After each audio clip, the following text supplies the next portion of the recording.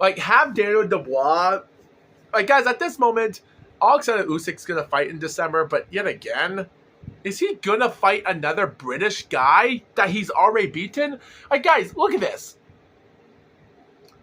In his last 5 professional fights, which are the only fights he's ever fought this decade in 2020, look, like 2020, October, he defeats Derek Chisora by unanimous decision, a close fight. 2021, Anthony Joshua. 2022, Anthony Joshua, again, unanimous decision, and a second fight split decision. Daniel Dubois last year ago, round 9 KO. May this year, he defeats Tyson by split decision. Now he's going to rematch him in December. All these 4 fighters that he's defeated are British.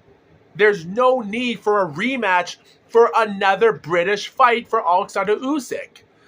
At this moment, Oleksandr Usyk should just retire. Guys, you know what I think makes boxing fans and people around the world more interesting and more into boxing? Salesmanship. Countries versus countries. Popularity, nationality, and having their fans root for their own countrymen. Croatian, Germany, New Zealand, the Cuban, Sweden, Australian, China, South Africa, Bulgaria, even the Congo. All those countries have one thing in common. They don't win a lot of heavyweight titles in boxing. They don't even fight for a lot of heavyweight titles. I don't think none of them have ever had heavyweight title shots. Except, Kubrat Pulev, he's had his title shots before, and I'm still waiting for his third one. Luis Ortiz had his title shots, and most importantly, but not the other people. Like, guys, you want to know what makes the ratings and popularity of money-making and ratings popular? Is having other countries.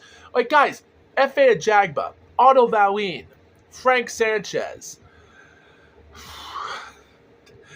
Bakir Jalilov, 2021 Tokyo Olympic gold medalist from Uzbekistan, Zhou Zhang, Phil Pergovich, Martin Bakal, Ajit Kabayel. Those fighters have one thing in common. They've never fought for a world heavyweight title, and some of them are from different parts of the world. They're non-American, non-Ukraine, non-British.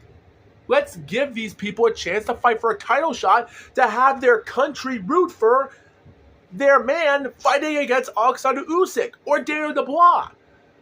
It's like, what's the point of it? Just having another British guy taking on the Ukrainian of Usyk? It's got no dimension. There's nothing to it. There's no need for this to be a thing anymore. You can fight any fighter you want to, even if you lose your belts. The least you could do is give them a shot for a title. Like, this is why I didn't want to see this much interesting in seeing Dubois versus AJ, because they're fighting in Wembley. Like, why would Chinese people or Croatian people or anyone else want to watch this if it's not their countries fighting for that belt, and it's just 2 British people in their own world fighting in their own country? Not one British fighter is going to lose. They're going to win the war even if one of them loses.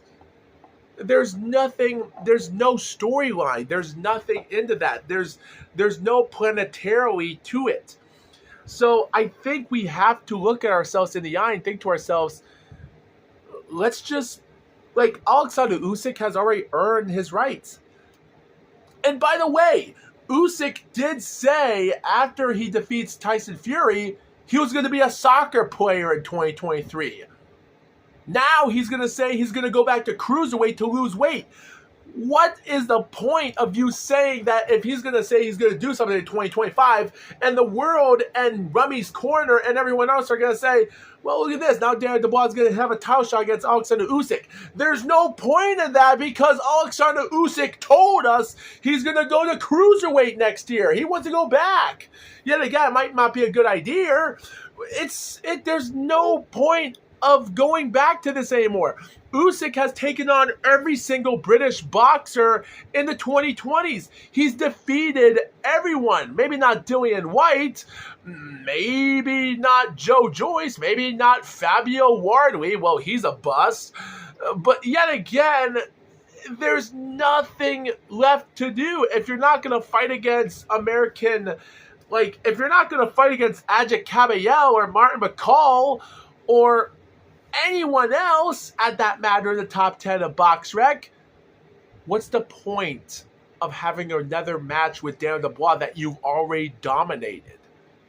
There's no point of that. It's not, there's nothing interesting about that, and there's nothing left in it. I just don't approve of this. It's a waste of time, and I don't like it.